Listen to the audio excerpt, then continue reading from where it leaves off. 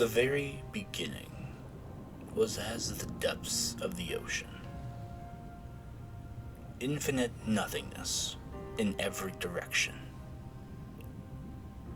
Everything was nothing.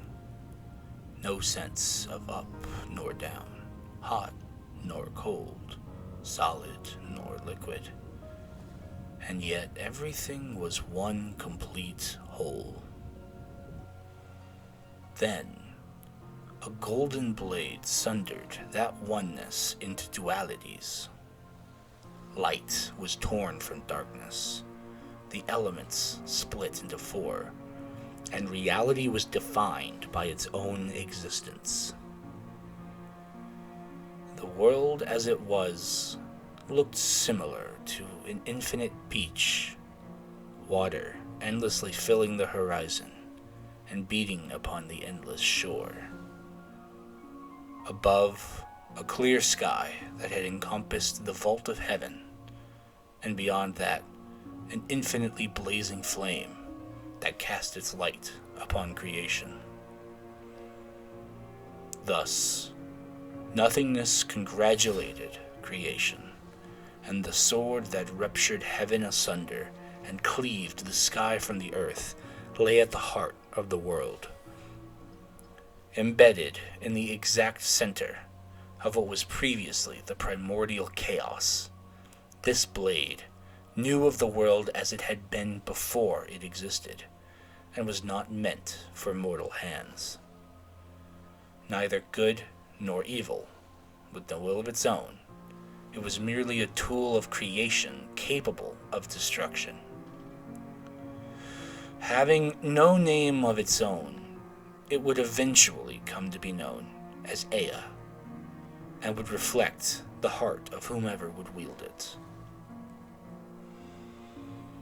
The world was aware of itself now. Light perceived darkness. Heat interacted with cold, and reactions began to occur. This infinite beach was now two halves of a greater whole. One of tranquility and stillness under a dark sky with a cold sun, and another of movement and action beneath the warm light of creation. Thus, the first spirits, the very embodiments of the world itself, came forth to shape the world.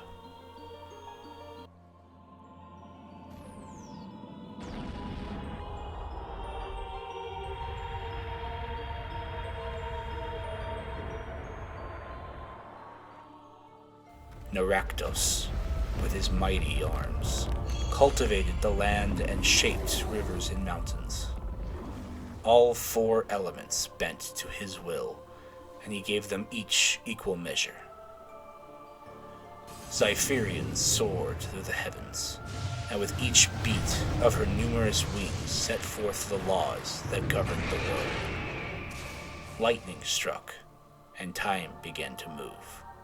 Thunder echoed, and space rippled. Arvea then descended upon the world, breathed in her holy fire, fertilizing the land and sowing the spark of life within the planet itself.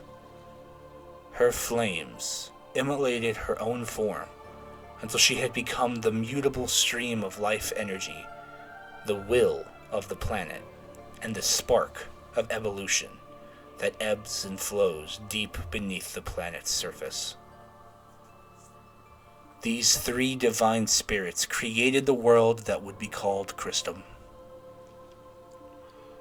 Their labors completed, the divine spirits took to rest, and the place that they returned to became known as the realm of spirits. As life began to stir, so too did other spirits, the embodiments of the forces of nature.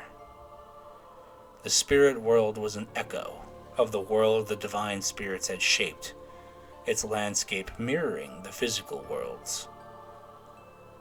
As there was life, so too was there death. So too was the realm of shadow and echo, mirroring the physical world, but no life moved there. The shadow realm was the inverse of the spirit realm, that dark beach on the reverse side of the world shaped by the divine spirits where no light reached. As matter shifted between states through the natural processes of life, energy was lost. This loss of energy was inverted in the shadow realm, where its warden sat in its tranquility. This hollow being, who would refer to themselves as ataraxia, meditated in serenity within the shadow realm for the first 1,000 years. They experienced every darkness, every negative thought or emotion, as every creature with a spark of life did the moment it was perceived. This gave rise to the shadows, the husks of discarded thoughts and emotions given tangible form that could only take root in the shadow realm. After much time had passed, there were many diverse forms of life on the planet. Eventually, it came to be that sentient life emerged. These beings were known as the Senri, self-aware and conscious people that were sensitive to the energies of the planet and had become its caretakers. They lived in harmony with nature, the planet, and for the most part, each other. There was not yet strife or war in those days, as none struggled for resources or freedoms. This peace would not last.